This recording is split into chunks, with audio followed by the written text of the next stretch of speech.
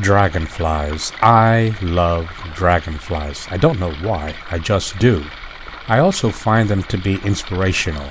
I do, but you should think for yourself. Which reminds me, I think that our views on God is all wrong. Backwards.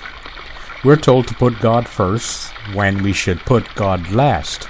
In fact, we shouldn't think about God at all. We don't think about breathing, do we? Yet it is one of the most important aspects of our lives. I think we should put ourselves first. Self-discovery being the most important quest in life.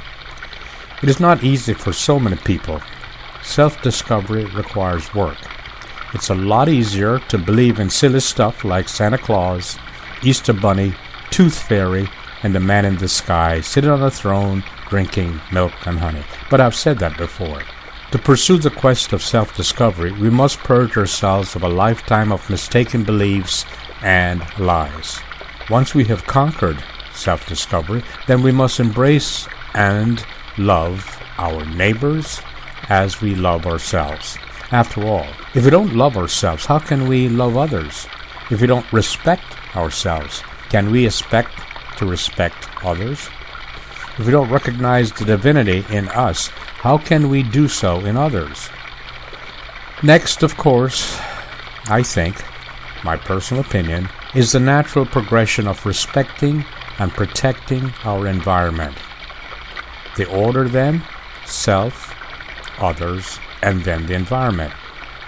Religion does it backwards because it is then easier to hate others. Religion is about being divisive. Regardless of your particular brand of politics, there's a holy book for that. Justification for hate and destruction of others can be found in religion.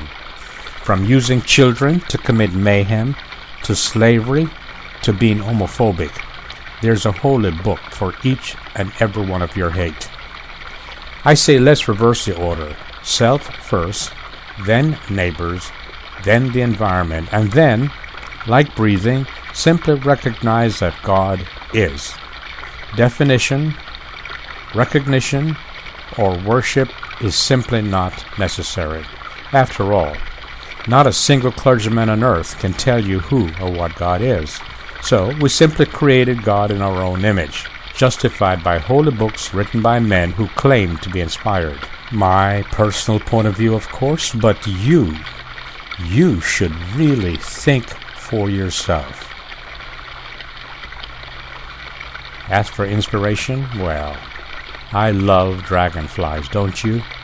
I am inspired by dragonflies.